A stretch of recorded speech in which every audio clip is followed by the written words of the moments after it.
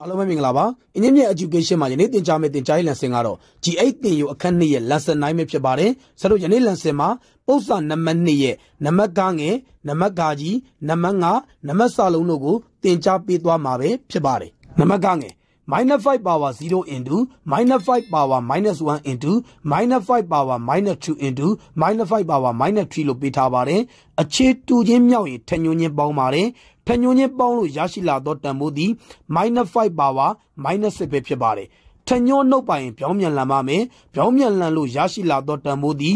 1 by minus 5 power 6ပဲဖြစ်ပါတယ်ပိုင်းဝေတန်ဖိုးသည်1မှာ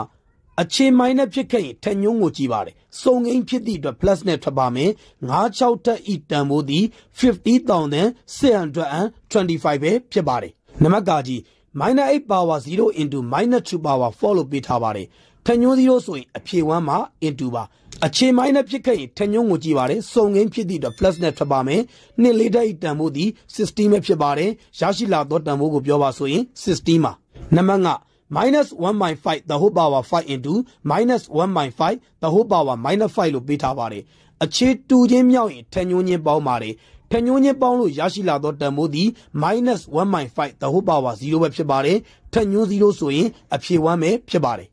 နံပါတ်စာလုံး 1.2 the whole power 5 by 1.2 the whole square လို့ပေးထားပါတယ်အခြေတူချင်းစရင်ထညွန်းချင်းနှုတ်ပါတယ်အောက်ကနှစ်ထပ်အားလုံးခြေသွားပါမယ်အပေါ်မှာ3ထပ်ကျန်ပါမယ် 1.2 ကို3ချိန်မြောက်ပေးရမှာပဲဖြစ်ပါတယ်ရရှိလာသောတန်ဖိုးကိုပြောပါဆိုရင် 1.728 ပဲဖြစ်ပါတယ်ယနေ့သင်ကြားပေးခဲ့တဲ့သင်ကြားရေး lesson ကိုနားလည်လိမ့်မယ်လို့ထင်ပါတယ်အားလုံးကိုကျေးဇူးတင်ပါတယ်ရှင်လန်းချမ်းမြေ့ကြပါစေဗျာ